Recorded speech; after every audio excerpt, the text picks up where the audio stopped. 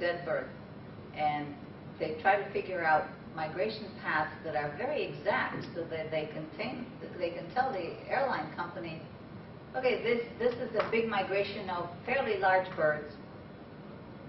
They fly at such and such altitude.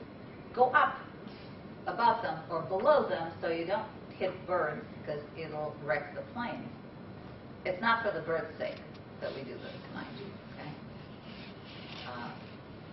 I don't care. I mean, as long as they're careful, I don't care what the motive is. But in general, whenever a development is planned, whenever a highway is built, nobody says, "Hey, who's migrating here?"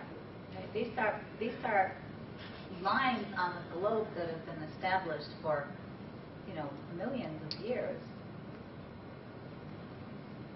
I guess this is more of a comment, but I was listening to NPR the other day, and I guess it was about a month ago. It was right after the anniversary of 9/11, and as we all know, they have the big lights that shine up, where the former towers were. Apparently, and forgive me for not knowing the type of bird, but there was a migratory bird that flew there on the map. They would fly right through there if we had such a map. And the problem was that they navigate off of stars and the moon and whatnot.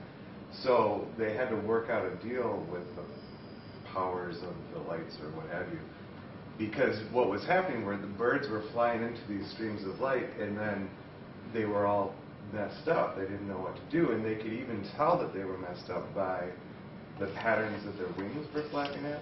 They weren't long strides, they were sporadic, and they were bumping into each other and things like that. So they had to turn the lights off a little bit during the anniversary of 9/11. So there's that.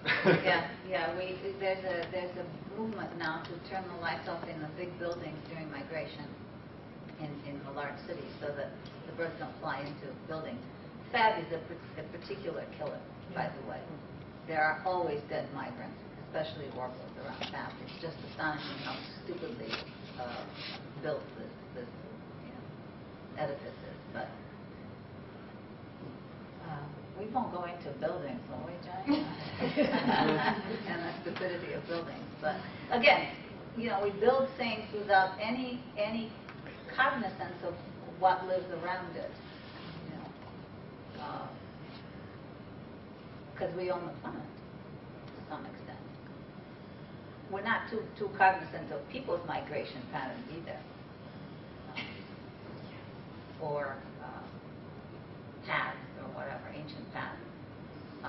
Because people traverse the globe very much as the birds did, and we don't really want to pay attention to that. We think that these native people, they were in their village and they stay there forever. Actually, they traversed very, very large amounts of territory, even within seasons. But there were many elders of specific nations on the West Coast who had seen the East Coast before the horse was brought to North America. So it's just pretty impressive. And there's the trail that goes from the Bering Straits all the way into South America. There was a foot trail that people walked on, and that's an extraordinary migration path. And again, we overlook that, destroy its traces. So just keep that in mind. The shipping routes of the 19th century, particularly, there was a lot of whaling going on before the big mercantile routes were established. And after the Europeans and then the people who came to North America absolutely decimated the population of whales in the Atlantic, they said, they didn't say the whales are gone because we're hunting them. They said the whales moved. There are a whole bunch of them now in the Pacific. That's what they went around and they moved over there because they were trying to get away from us. So they all started hunting in the Pacific. Anyway, that's another story. But humpback whales travel huge distances. All the whales migrate. but humpbacks that you see in wintertime in Maui, off Maui in Hawaii, will be in Alaska by summer. And tiny little birds, like hummingbirds, traverse immense amounts of territory in an incredible amount of time. It's just amazing how fast they are, because they have to have places to land.